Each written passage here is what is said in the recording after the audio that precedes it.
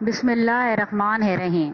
اردو قواعد کا حصہ ششم علامت وقف پر مشتمل ہے، یعنی پنچویشن پر مشتمل ہے۔ علامت کے معنی ہیں نشانی اور وقف کا مطلب ہے ٹھہرنا یا رکنا۔ بات چیت کرتے وقت ہم کبھی آواز کو بلند کرتے ہیں، کبھی پست، کہیں رک رک کر بات کرتے ہیں تو کہیں بالکل ٹھہر جاتے ہیں۔ ان تمام حرکات کو ظاہر کرنے کے لیے مختلف علامات یا نشانیاں ہیں جو ہم عبارت میں استعمال کرتے ہیں۔ ان کو علامت وقف کہتے ہیں۔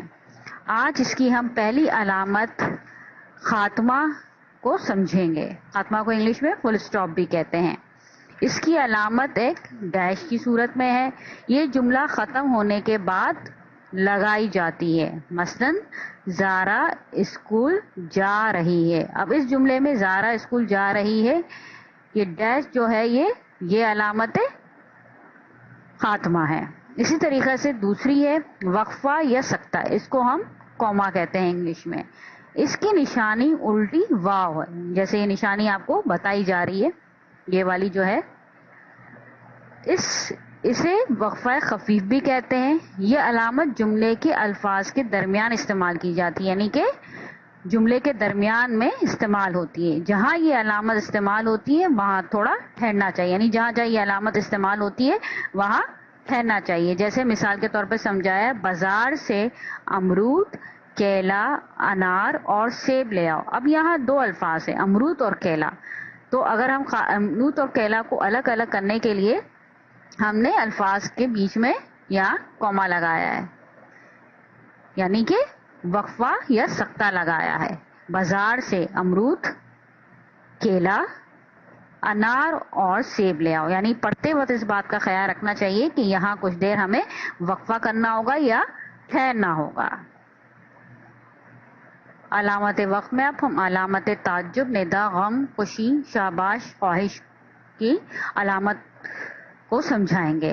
اس کی نشانی یعنی جب ہمیں کسی تعجب کا، ندا، غم، خوشی کا، کسی بھی انتہائی جذبے کا، چاہے وہ غم کا ہو، خوشی کا ہو، رنج کا ہو یا خواہش کا ہو، تو ہم اس کے لیے یہ نشانی لگاتے ہیں۔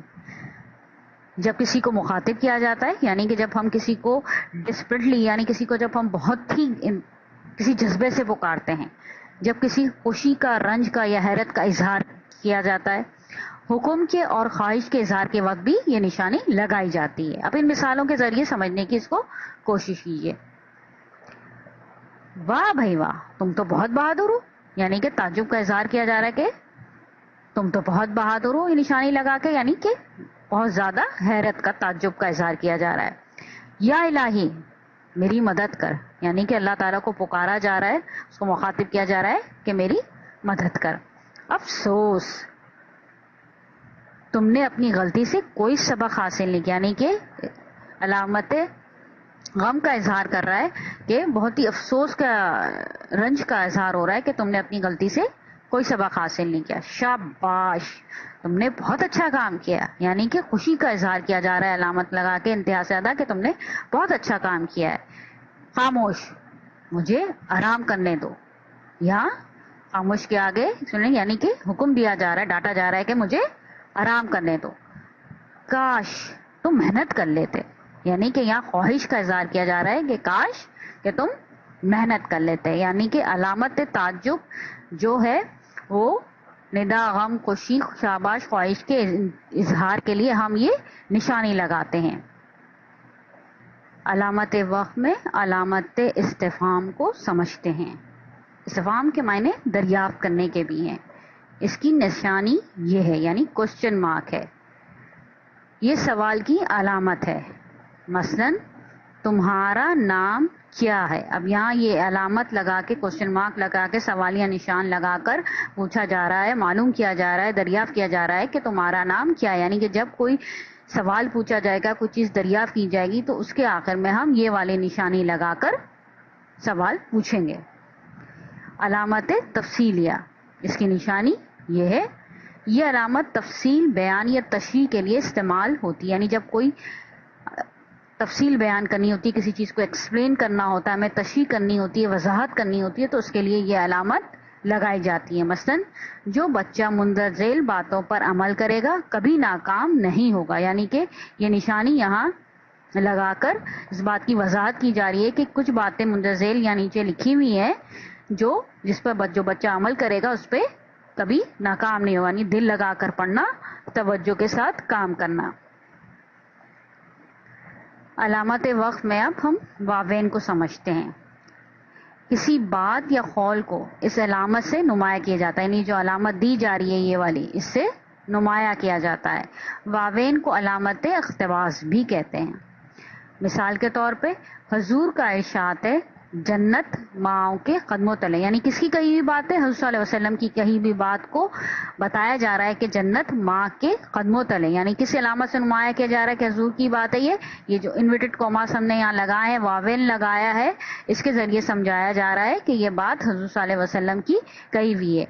जहाँ से ये बात शुरू होती है वहाँ हम ये निशानी लगाते हैं, और जहाँ ख़त्म होती है वहाँ ये निशान लगाते हैं। अब इसको समझने की बाज़ दफ़ा तलबा इसमें बड़ी मिस्टेक कर देते हैं कि इसको जब हम शुरू में लगाते हैं तो इस तरीक़े से लगाते हैं, जब बात ख़त्म हो रही होती है और जब निशान तो हम इसको इस तरीक़े से लगाते हैं।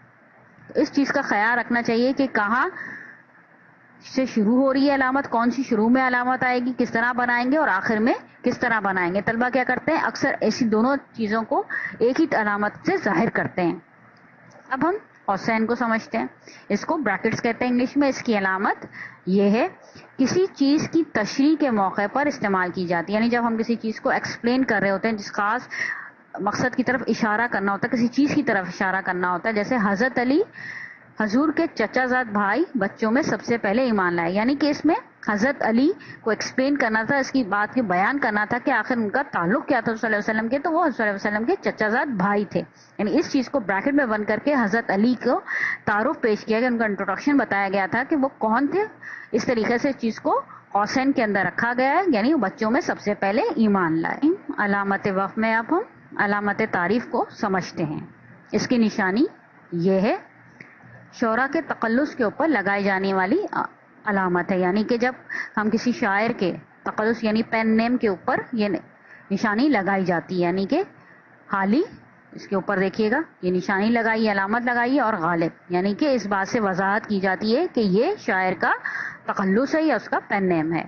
अलामत शेर, यानी इबारत में जब हम कोई शेर लिखने से पहले लगाई जाती है, यानी कि शेर लिखने जा रहे हैं तो ये अलामत लगा के वजाहत की जाती है कि हम शेर लिख रहे हैं। जैसे मिसाल में, यकीन महकम अमले पे हम मोहब्बत फ़ाते आलम जहाँ दे जिंदगानी में ये है मर्दों की शमशीरें, यानी कि शेर लिखने से पहले हमने ये वाली अलामत लगा के वजाहत की कि अब हम शेर लिखने से लिख रहे हैं। अलामत वक़्फ़ में अब हम अलामत हज़फ़ को समझते हैं।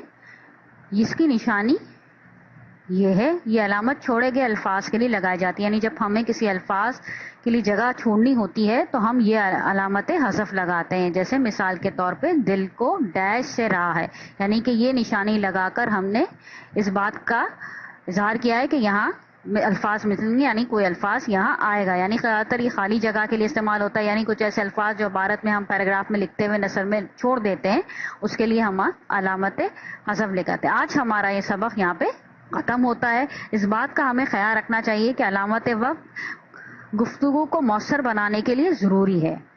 हम आवाज़ के उतार चढ़ाव, वक्फे और रुक जाने का ख्याल रखना चाहिए। हमें एक ही अंदाज में, एक ही जैसे तासुरात और लहजे में बगैर रुके बात किए चले जाना गुफ्तगू का हुस्न यानी ख़त्म कर देता है, यानी इसकी सारी खूबसूरती ख़त्म हो जाती है। जब हम कोई इबारत, कोई अपना कुछ भी हम लिखते हैं या गुफ्तगू करते हैं, तो इन सब कैफियत का इजहार के लिए कहाँ रुकना है, कहाँ मुख्तलिफ कैफियत का इजहार करना है, इसके लिए हम मुख्तलिफ अलामात इस्तेमाल करते हैं, जिसको हमने आपको मुख्तलिफ लेसन्स में समझाया है। उम्मीद है कि आपको अलामत वक़्फ़ अच्छी तरह समझ में आ गया होगा।